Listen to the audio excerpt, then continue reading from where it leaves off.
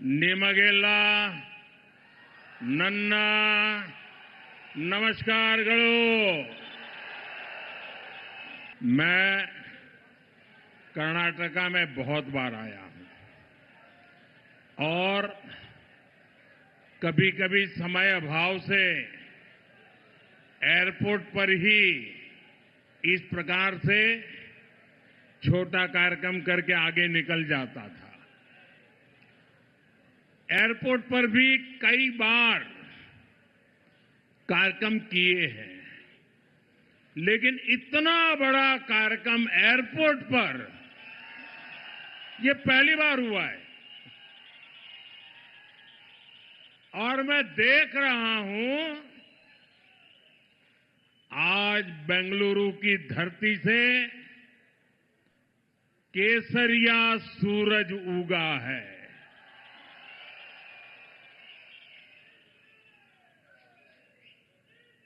एक भाजपा कार्यकर्ता के तौर पर मैं जानता हूं कि भाजपा का कार्यकर्ता ही इतनी सुबह संगठित होकर किसी कार्यक्रम में पहुंच सकता है। आप यहां इतनी बड़ी संख्या में आए हैं, मैं आपका बहुत बहुत आभारी हूं। और मैं देख रहा हूं आप सबकी आंखों में नजर आ रहा है, जिसको भी सुनने का अवसर आता है तो ऐसा लग रहा है कि बंगाल की जीत भी आप ही की जीत है। साथियों, आज 10 मई की ऐतिहासिक तारीख है।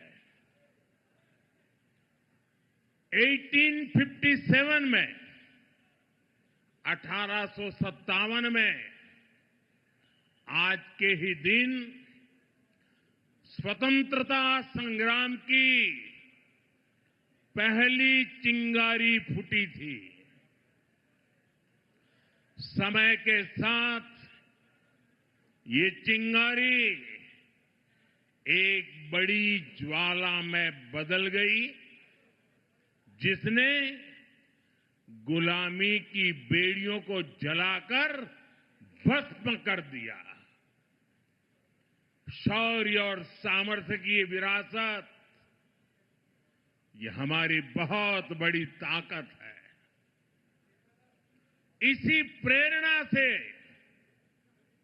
हमने 3 दिन पहले ऑपरेशन सिंदूर की पहली वर्षगांठ मनाई है।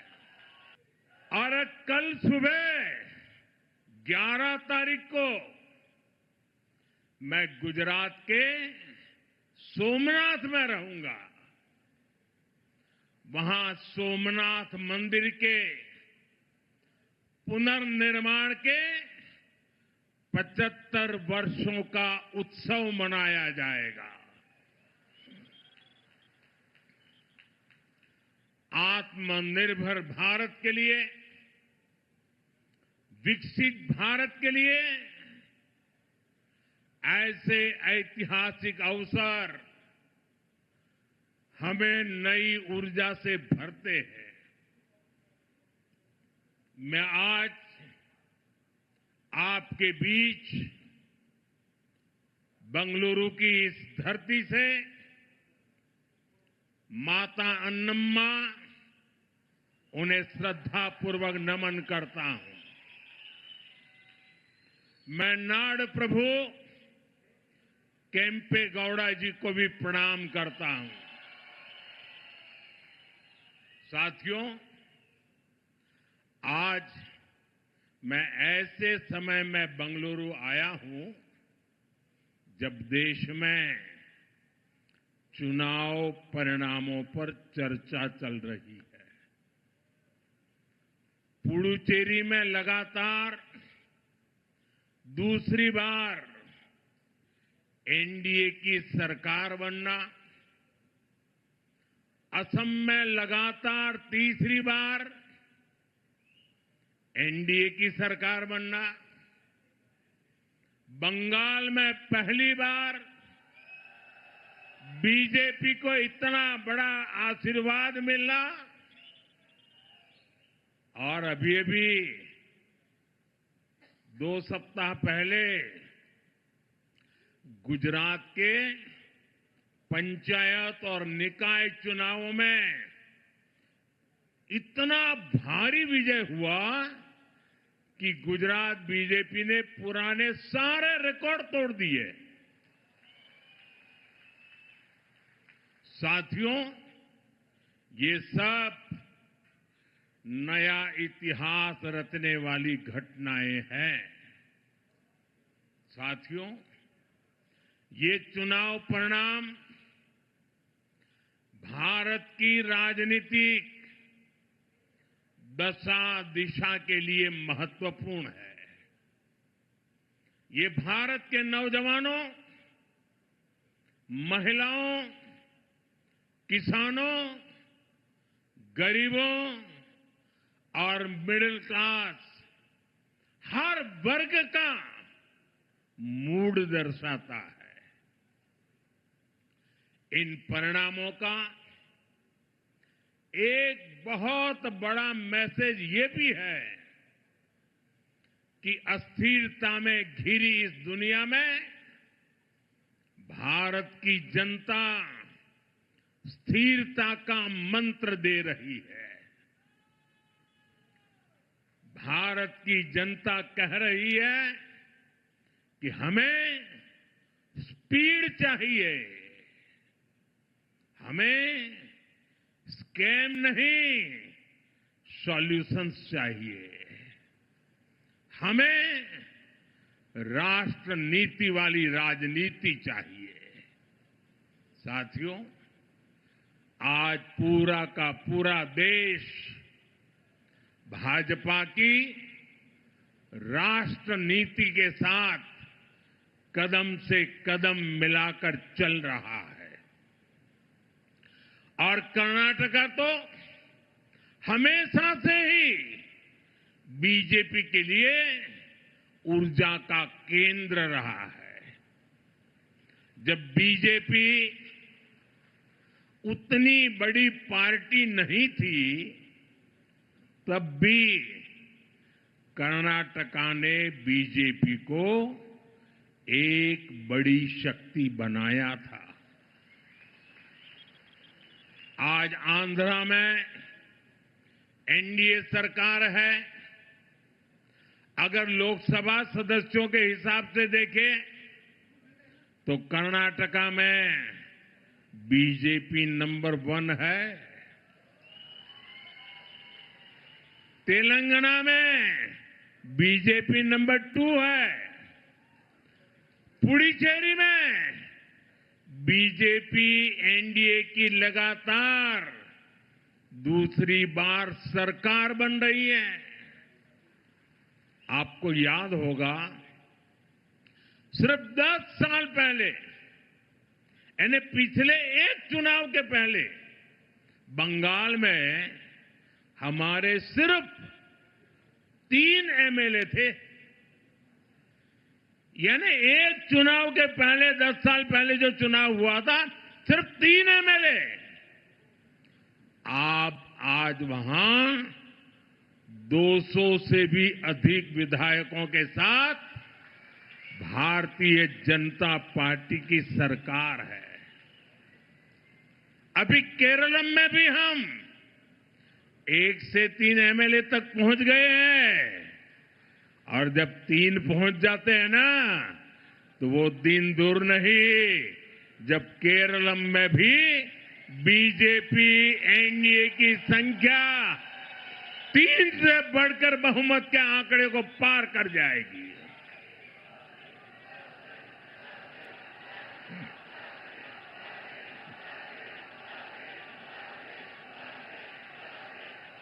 साथियों, हम 12 साल से केंद्र में हैं। देश के 21 से ज्यादा प्रदेशों में बीजेपी एनडीए की सरकारें हैं और हम राज्य के विकास से देश के विकास का मंत्र लेकर काम कर रहे हैं। लेकिन दूसरी तरफ आप कांग्रेस को देखिए, जिस पार्टी को 40 साल पहले 400 से अधिक सीटें मिली थी, वो पिछले 3 इलेक्शन में सब कुछ मिलाकर भी 100 का आंकड़ा छू नहीं पा रहे हैं। लेकिन कांग्रेस और उसके साथियों का अहंकार इतना अधिक है कि अपनी पराजय के लिए भी वो पूरी दुनिया को दोष दे रहे हैं। संविधान, लोकतंत्र, संवैधानिक प्रक्रियाएं, कोर्ट, इनके प्रति भी घृणा मेरे सार्वजनिक जीवन में मैंने कभी भी किसी भी मेन स्ट्रीम पॉलिटिकल पार्टी को ऐसा करते हुए नहीं देखा था। वो इतनी निराशा की गर्त में डूबे हुए हैं कि गाली गलौज के सिवाय, बद्दी भाषा का प्रयोग करने के सिवाय अब उनके पास कोई एजेंडा नहीं बचा है। साथियों, बीजेपी की सरकारों के लिए लोक कल्याण सर्वोपरि है और ये शब्द नहीं है, हमने जी करके दिखाया है, तभी तो 25 करोड़ लोग गरीबी से बाहर निकले हैं। हमारा मंत्र सबका साथ सबका विकास का है। हमारा मॉडल गुड गवर्नेंस का है। इसलिए हर राज्य में जनता बीजेपी को दूसरी बार, तीसरी बार फिर से सेवा करने का अवसर देती है। लेकिन कांग्रेस की कोई भी राज्य सरकार दूसरी बार सत्ता में वापस नहीं लौटी है। सरकार बनने के कुछ ही महीनों में कांग्रेस के प्रति एंटी इनकम्बेंसी शुरू हो जाती है। ऐसा इसलिए है क्योंकि कांग्रेस को सिर्फ विश्वासघात करना आता है। ये खुद भी झूठे हैं और उनकी गारंटियां भी झूठी है।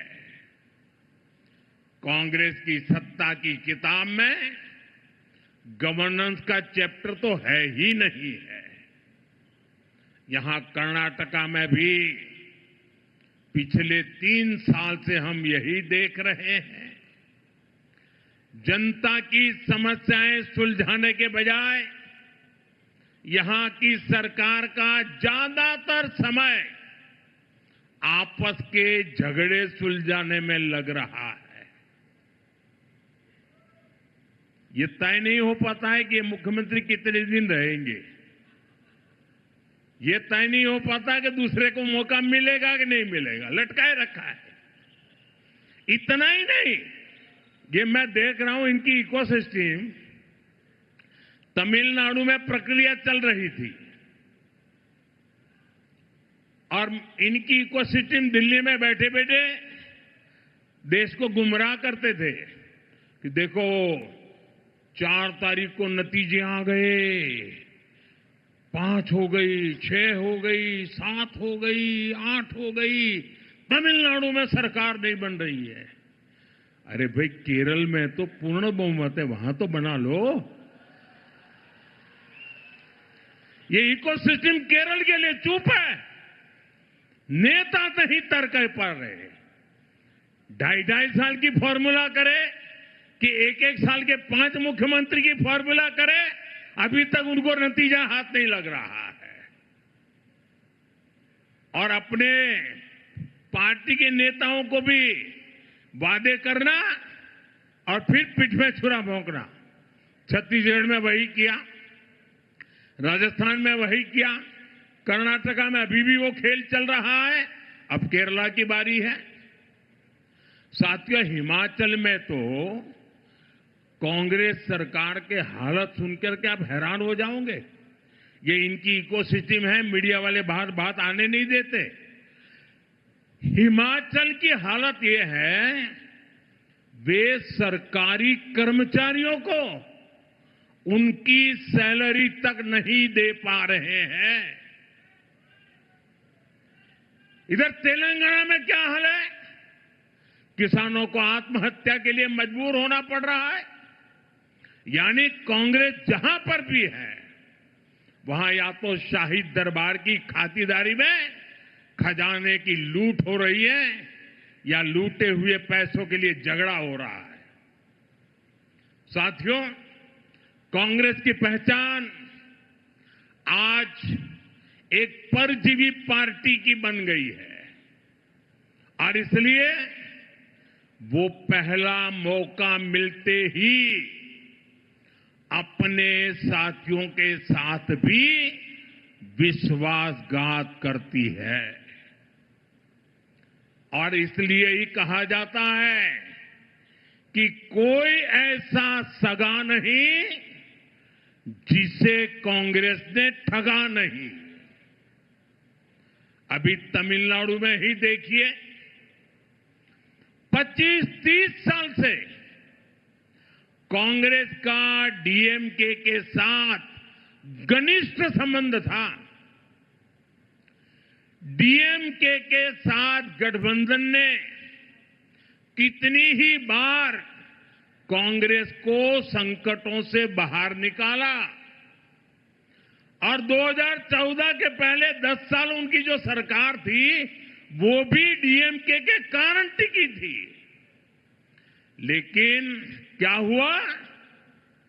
जिस डीएमके के साथ 25-30 साल का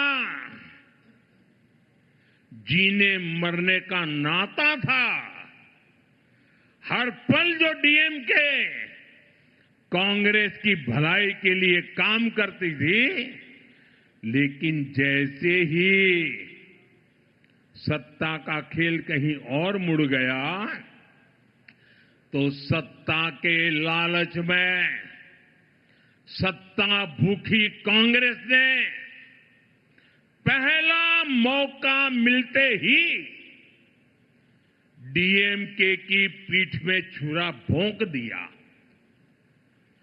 परजीवी कांग्रेस को अब एक और पार्टी चाहिए जिसकी पीठ पर सवार होकर वो प्रासंगिक बनी रह सके। साथियों, कांग्रेस ने एक और विश्वासघात देश की बहनों बेटियों के साथ किया है। दशकों से कांग्रेस देश की महिलाओं की आंखों में धूल झोंकती रही है। कांग्रेस महिला आरक्षण का वादा करती थी और फिर अपने ही सहयोगी दलों से इसका विरोध करवाती थी। बड़ा खेल चला करता था। बीजेपी ने इस खेल को खत्म किया। महिलाओं के लिए 33% आरक्षण का कानून बनाया। लेकिन साथियों, कांग्रेस देश की सबसे बड़ी नारी विरोधी पार्टी है। इसलिए कांग्रेस ने संसद में नारी शक्ति वंदन संशोधन को गिरा दिया। ये संशोधन अगर पास हो जाता तो लोकसभा में कर्नाटका की सीटें कहीं अधिक हो जाती, बढ़ जाती। कर्नाटका से बहुत बड़ी संख्या में बहनें बेटियां एमएलए बनती, एमपी बनती, देश का भाग्य निर्णय करने में भागीदार बनती। लेकिन कांग्रेस ने ये नहीं होने दिया। देश की नारी, कर्नाटका की महिलाएं कांग्रेस को इस पाप के लिए कभी माफ नहीं करेगी। साथियों, आज देश विकसित भारत के संकल्प की सिद्धि से जुटा है। इस मंत्र को लेकर के चल पड़ा है और इस संकल्प की सिद्धि में कर्नाटका की बहुत बड़ी भूमिका है। इसलिए ये जरूरी है कि कर्नाटका में ईज ऑफ लिविंग और ईज ऑफ डूइंग बिजनेस दोनों बेहतर हो। मैं कर्नाटका के हर परिवारजन को भरोसा दिलाता हूं कि बीजेपी एनडीए सरकार अपनी तरफ से हर प्रयास कर रही है। साथियों, बीजेपी के लिए देश का हित, देश के लोगों का हित, ये हमारे लिए सर्वोपरि है। आप देख रहे हैं कि इस समय वैश्विक स्तर पर किस तरह की चुनौतियां हैं। वेस्ट एशिया में संकट की स्थितियां लगातार बनी हुई है। युद्ध के इस माहौल का बहुत नकारात्मक असर पूरे विश्व पर पड़ा है और भारत भी इससे प्रभावित हो रहा है। हमारे नाड़ प्रभु केम्पेगौड़ा जी कर्तव्य पालन की मिसाल रहे हैं। उनकी धरती से मैं आज देश के लोगों से भी एक आग्रह करना चाहता हूं। देश के बढ़ते हुए सामर्थ्य में हमें अपना संयम भी बढ़ाना होगा। हमें मिलकर संसाधनों को बचाना होगा। देश के हितों की रक्षा करनी होगी।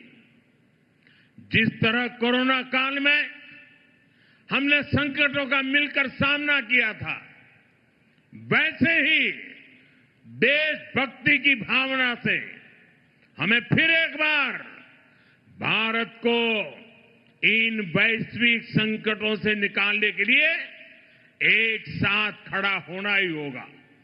अपने अपने कर्तव्यों पर बल देना होगा। मुझे विश्वास है ऐसा करके हम हर चुनौती का सामना कर पाएंगे।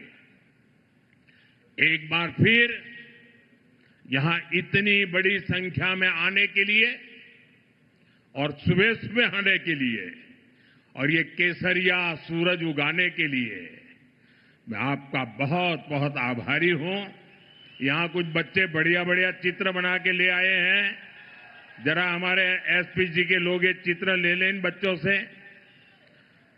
अगर आपका एड्रेस लिखा होगा तो मैं चिट्ठी लिखूंगा आपको। बहुत बहुत धन्यवाद बेटा। देखिए इधर भी कोई चित्र लेकर के भाग रहा है, ले लो भाई। भारत माता की, भारत माता की, भारत माता की। धन्यवाद।